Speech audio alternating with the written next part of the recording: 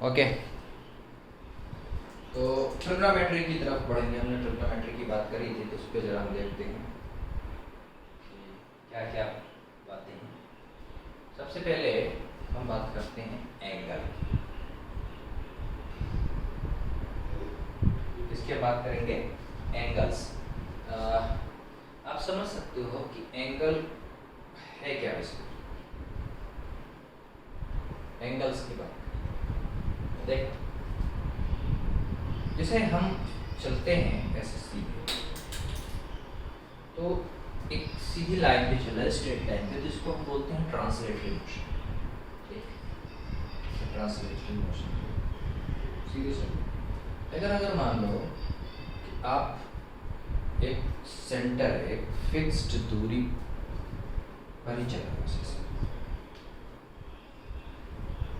तो एक मतलब एक गोले पे चल रहे हो ऐसे, तो इस पॉइंट को आप इसको सेंटर बोल दो। इससे गोले के हर पॉइंट की दूरी सेम है, तो इस दूरी को बोलते हैं हम रेडियस। मान लो टाइम t = 0 पे आप यहाँ थे और ऐसे बढ़ रहे हैं, कुछ ऐसे ऐसे जा रहे हैं। थोड़ी देर बाद आप यहाँ पहुँच गए, कुछ टाइम बीता, मान लो टाइम t बीता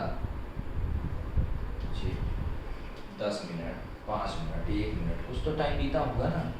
टाइम बीता तो आप यहाँ पहुँच गए। मान लो आप जब यहाँ पहुँच गए, तो आपने एक्चुअली किया क्या है, आपकी दूरी अभी भी सेंटर से फिक्स है।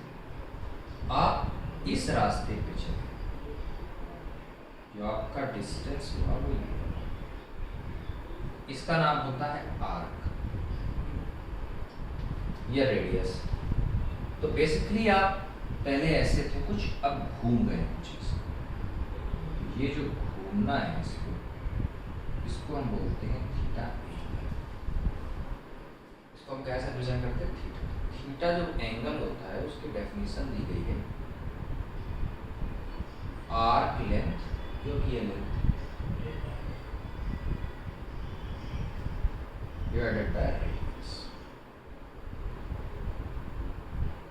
ठीक, अब एंगल दो तरीके से मेजर किए जाते हैं, एक एंटी क्लॉकवाइज और एक क्लॉकवाइज। एंटी क्लॉकवाइज को हम पॉजिटिव मानते हैं और क्लॉकवाइज को नेगेटिव मानते हैं। वो हम आपको बताएंगे वेक्टर के दौरान। एक टॉपिक आएगा वेक्टर, जिसमें हम इनको रिप्रेजेंट करेंगे। उनका नाम होता है एक्सियल वेक्टर करके। तो हम बताते हैं उसमें कैसे एंटी क्लॉकवाइज पॉजिटिव होता है, कैसे क्लॉकवाइज नेगेटिव माना जाता है। थीटा बराबर क्या, मान लो ये आर्क लेंथ है, ये लेंथ मान लो L, L/R। Theta is arc length by radius.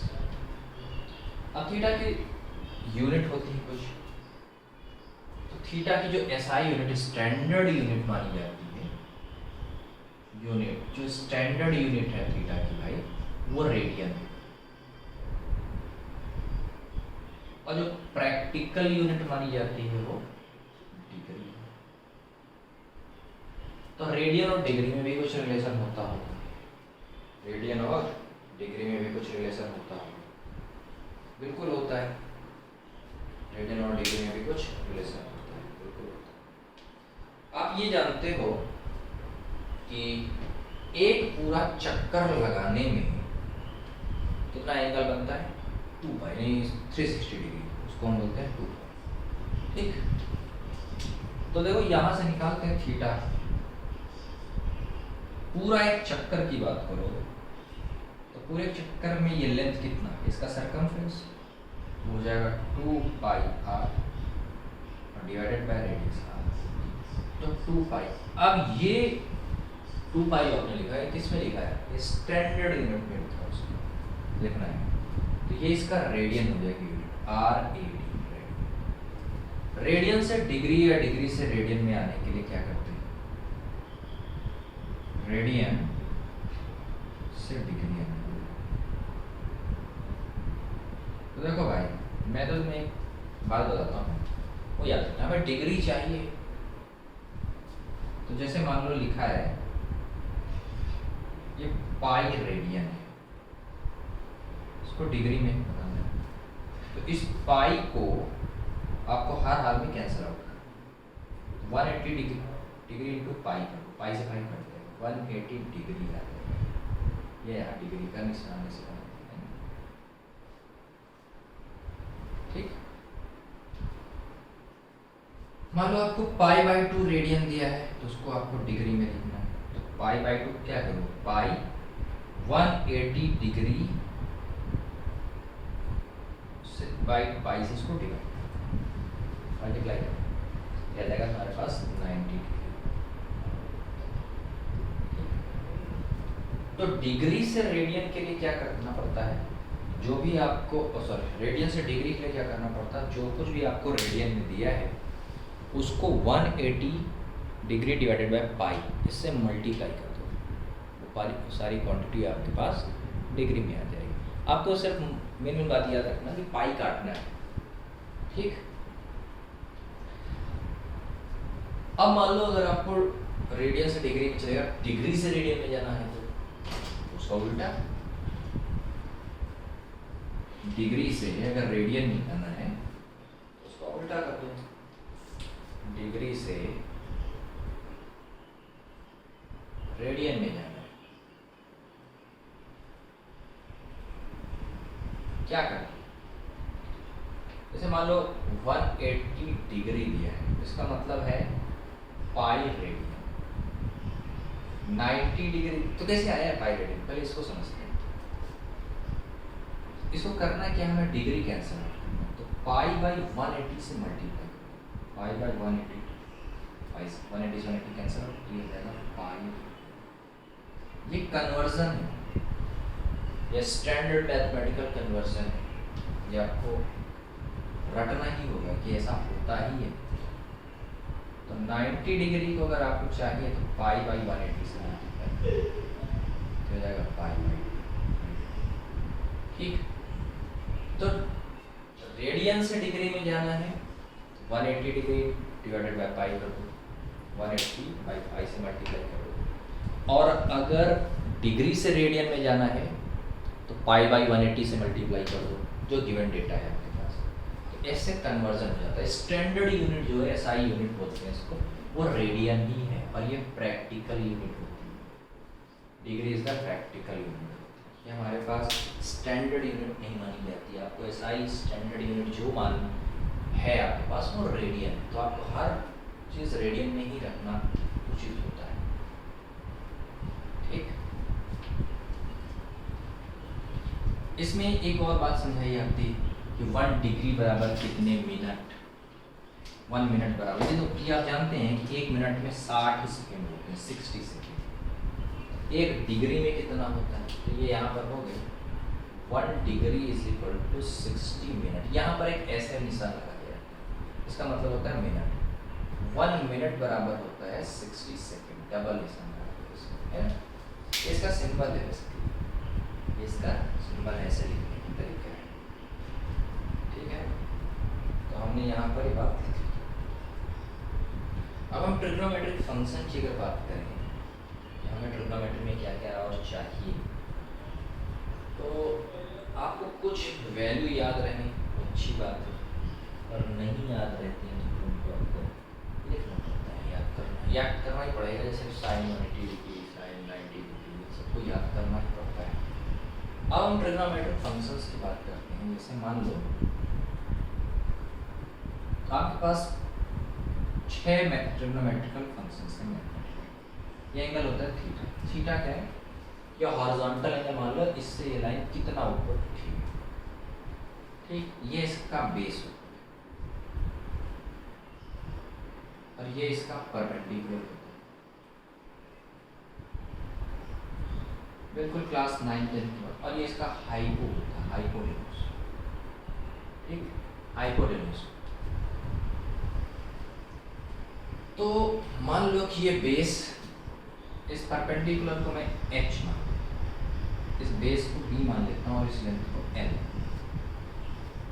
तो मैथमेटिकल फंक्शंस में सबसे पहला आता है साइन थीटा। साइन थीटा होता है, थीटा के सामने वाला जो लाइन होता है वो परपेंडिकुलर होता है, ये 90 डिग्री।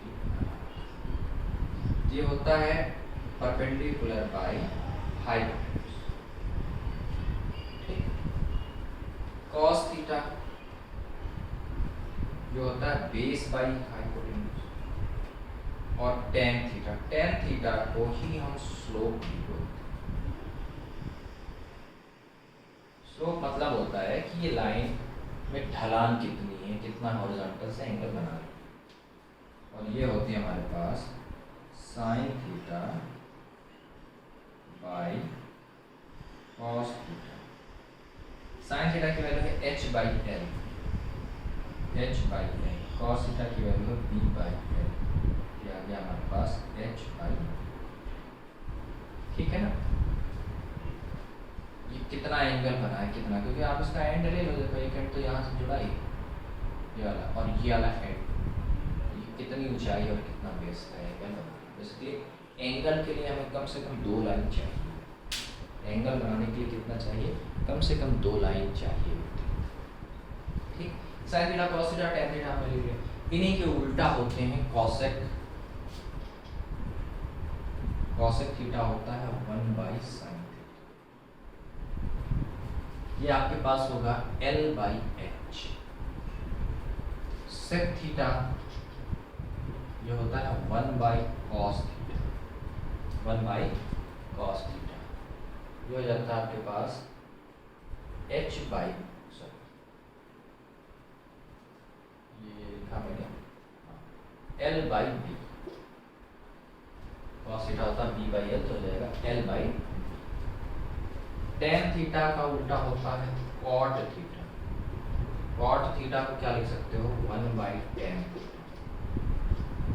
इसको लिख सकते हो आप cos theta by sine theta, ये आपके पास हो जाएगा b बाई एच, ठीक। ये आपको मैथमेटिकल फंक्शंस ये आनी चाहिए, ट्रिग्नोमेट्री की बात है, क्योंकि ये बहुत ही आसान है, बिल्कुल बेसिक मैथमेटिक्स है, और हमको इसकी ज़रूरत पड़ती है, हमें इनकी ज़रूरत पड़ती है, इसलिए हम इन पर खूब काम करते हैं। ठीक,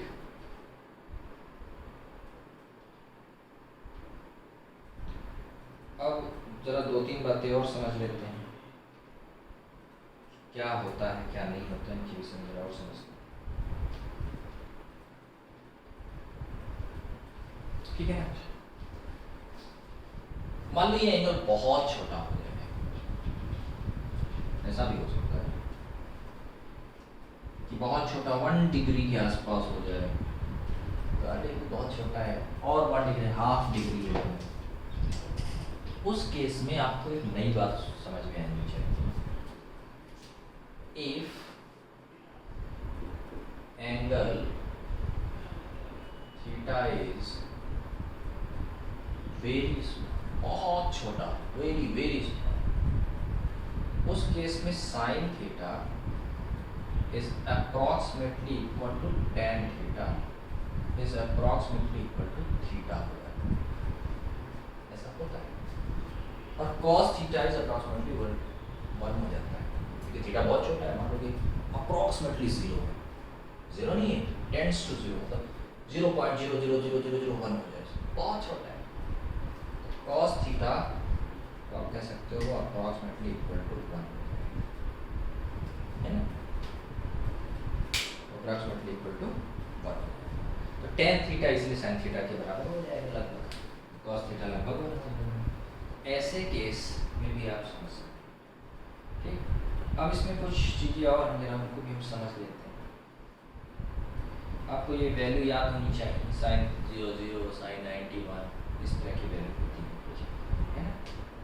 तो कुछ हम आपको जो हमको फिजिक्स में जो स्टैंडर्ड वैल्यू जो अमूमन किताबों में नहीं मिलती हैं, उन वैल्यूज़ को हम लिखेंगे और उनको आपको समझना ही है। ठीक है ना, तो देखो भाई, एक और मैथमेटिकल टर्म्स लिख लेते हैं, जैसे ये होता है, आपको मालूम होगा sine square theta plus cos square theta is equal to होता है। अभी हमने साइन थीटा कॉस थीटा निकाला था, मैं उसको पुट करके देख लूँ, अगर आपको तकलीफ प्रॉब्लम है कि भाई ऐसा कैसे, कि हमने थीटा निकाला था, ये h बी एल। देखो साइन थीटा बराबर कितना, एच बाई एल। ठीक, तो साइन स्क्वायर थीटा कितना हो जाएगा, H square by L square. Cos theta कितना हो जाएगा, B by L. Cos square theta कितना हो जाएगा, B square by L square. अब यहाँ से देखो sine square theta plus cos square theta करो, दिया जाएगा H square by L square plus B square by L square, हो जाएगा H square plus B square by L square. अच्छा भाई, अब यहाँ से तुम पाइथागोरस थ्योरम भी लगा सकते हो। तो यहाँ से देखो एल बराबर कितना आएगा इसमें से, एल स्क्वायर बराबर हो जाएगा H square plus B square. हो तो तुम यही बात लिखिए, तो मतलब हो जाएगा ये L square by L square, L square by L square बराबर हो जाएगा। तो इसमें हमारे पास ये आइडेंटिटी आ जाती है, इसमें sine square theta plus cos square theta is equal to 1।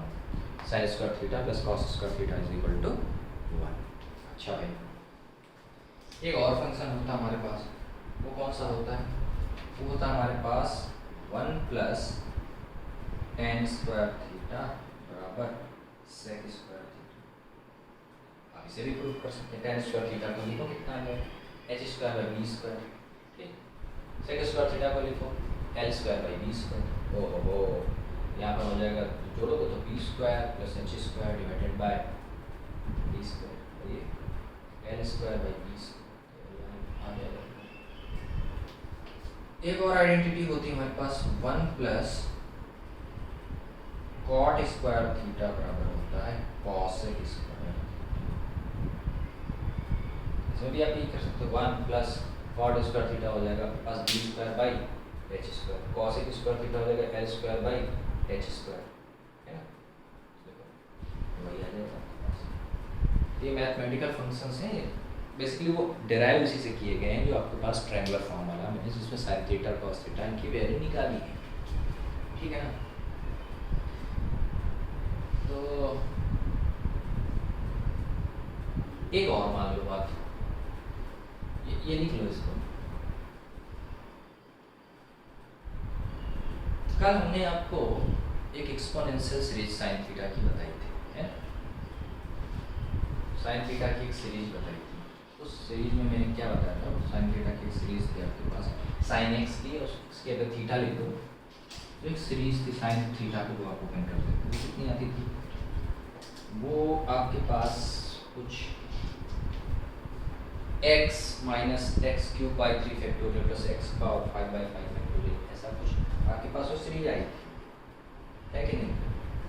Sine x की जो आपके पास सीरीज थी, साइन एक्स की सीरीज थी, वो आपके पास थी x minus x cube by 3 factorial plus x की पावर 5 बाई 5 फैक्टोरियल माइनस, यहाँ x को रिप्लेस कर दो,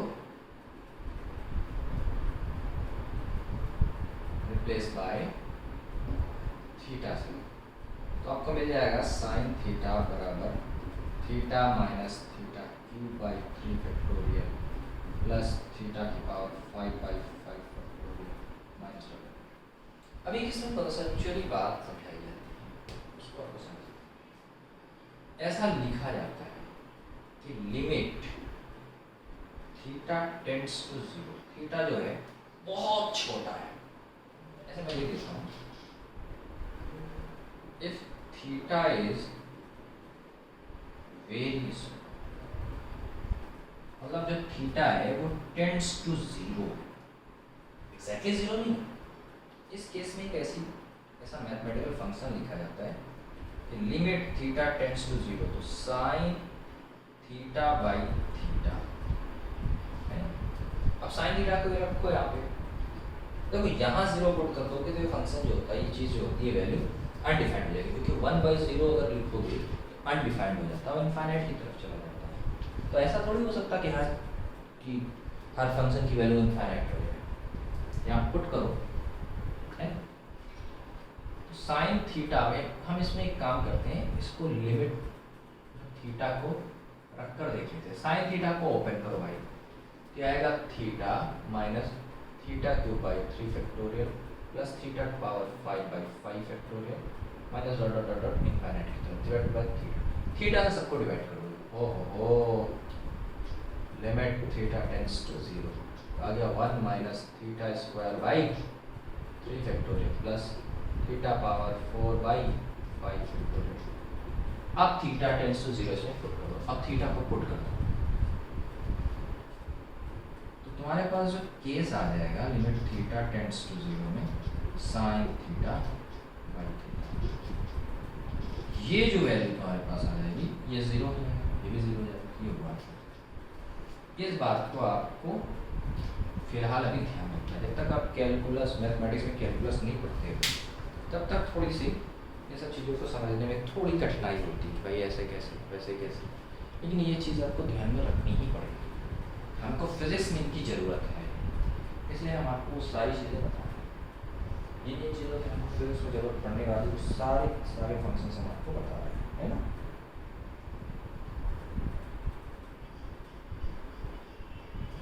ठीक, अच्छा एक और चीज़ होती है जरा उसको भी समझ लो। ये भी मैथमेटिक्स फिजिक्स में बहुत ज़्यादा पूछा जाता है क्योंकि आजकल ऑब्जेक्टिव क्वेश्चन पेपर आता है, तो ऐसे डेटा नहीं दिए जाते हैं जिनमें कैलकुलेशन मुश्किल हो। हमेशा लगभग ऐसे डेटा दिए जाते हैं जो कि आसान से सॉल्व हो जाए कैलकुलेशन। तो आपको एक बात याद रखनी, ये टर्म होता है cos 53। cos 53 जो होता है वो होता है 3/5। याद करने का तरीका 3/5, 3/5, ठीक। और cos 53 ही होता है sin 37, ठीक है ना। cos 37 कितना हो जाएगा 4/5 और यही होता है sin 53 डिग्री। ये बात आपको बिल्कुल ध्यान में रखनी क्योंकि इसकी बहुत ज़्यादा जरूरत पड़ती है। cos 53 होता है हमारे पास 3/5, वही sin 37 होता है, और sin 37 और cos 37 होता है हमारे पास 4/5, वही sin 53 होता है। ये बिल्कुल आपको होते ना जैसे कंठस्थ कर ले, वैसे इसको याद रखना है, बिल्कुल ही इसको याद रखना है, नहीं तो फिर क्वेश्चन कुछ होते हैं ऐसे जिनकी हमको ज़रूरत पड़ती है, तो ये आपको याद रखना ही पड़ता है। जितना आप मतलब ये चीज़ें याद रखोगे मैथमेटिक्स फिजिक्स में कैलकुलेशन से आप बच जाओगे, कंसेप्चुअली चीज़ें स्ट्रॉन्ग होती चली जाती हैं। मैथमेटिक्स में ये चीज़ की अब कुछ फार्मूले हम आपको बता दें। जैसे ये फार्मूला है साइन ए प्लस बी, इसका फार्मूला होता है साइन ए कॉस बी, और जो यहाँ का प्लस होता हुआ लगा कॉस ए साइन। दूसरा हमारे पास फार्मूला होता है साइन ए माइनस बी का sign A cos B minus cos A sine B. तीसरा हमारे पास फार्मूला होता है कॉस का, देख लेते हैं कॉस ए प्लस बी, ये होता है कॉस ए कॉस बी। अच्छा यहाँ प्लस है तो यहाँ बीच में माइनस आएगा साइन ए साइन बी, ठीक। चौथा फार्मूला हमारे पास कॉस ए माइनस बी, ये होगा कॉस ए कॉस बी। यहाँ माइनस है तो इनके बीच में प्लस। कॉस में ये चीज़ आपको ध्यान रखनी कि कुछ उल्टा होता है, साइन के फंक्शन में कुछ भी उल्टा नहीं होता, साइन प्लस यहाँ पे प्लस। एक और फार्मूला है हमारे पास tan ए प्लस बी, इसी से सॉल्व हो क्या आता है, ये होता है tan ए प्लस tan बी 1 माइनस, यहाँ माइनस आता है प्लस होगा तो माइनस tan ए tan बी।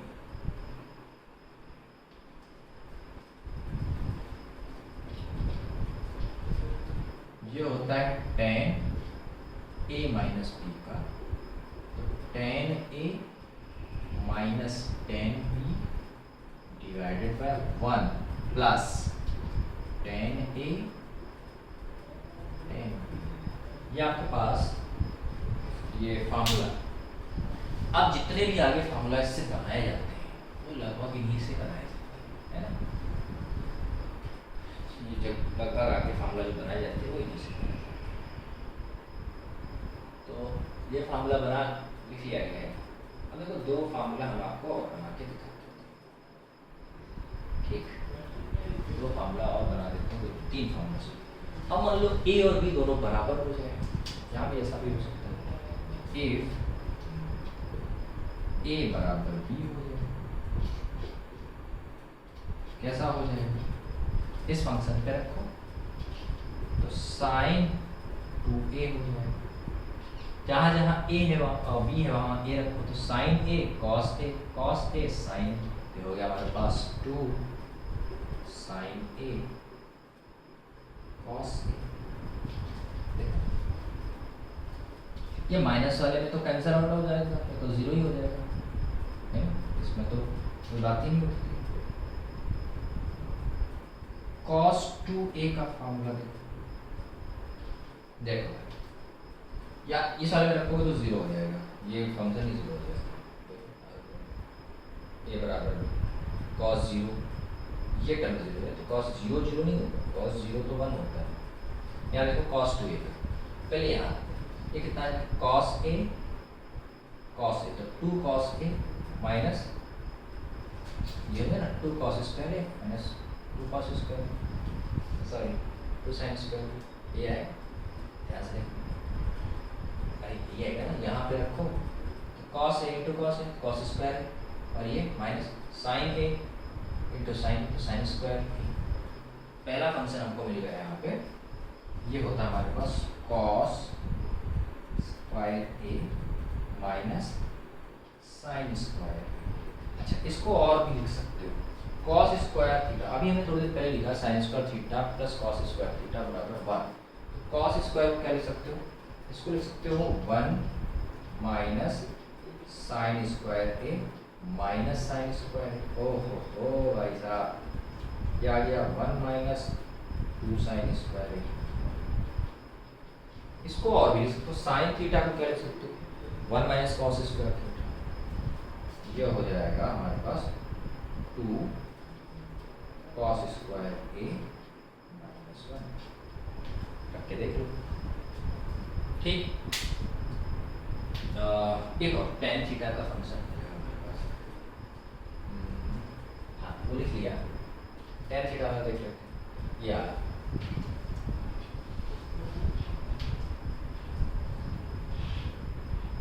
देखो, ये कितना आ जाएगा tan 2a 9 tan 2a यार tan into 2 tan a divided by 1 minus tan square a। देखो कुछ भी गलत तो नहीं किया, सब सही बात है ना भाई। कुछ भी तकलीफ, कोई भी तकलीफ को बताओ मुझे, किसी तरह की कोई भी तकलीफ हो जरूर बताओ, किसी तरह की कोई तकलीफ हो जरूर बताओ। ऐसे इसमें एग्जांपल्स भी हो सकते हैं, कुछ भी रख सकते हो, उसमें मैथमेटिकल एंटिटीज कोई भी डेटा, कि जैसे एक सवाल के थ्रू बता सकते हैं इसमें ऐसे समस्या। जैसे ये बहुत स्टैंडर्ड एक सवाल पूछा जाता है, कभी कभी आपसे पूछा जा सकता है, एग्जाम्पल के तौर पे एक क्वेश्चन देख लेते हैं। जैसे आपसे पूछा जा सकता है कि साइन 15 की वैल्यू बताओ, इसको क्या लिख सकते हो, साइन 45 माइनस 30, देखो है 15, अब ये साइन a माइनस बी लिखा है इसमें, तो साइन a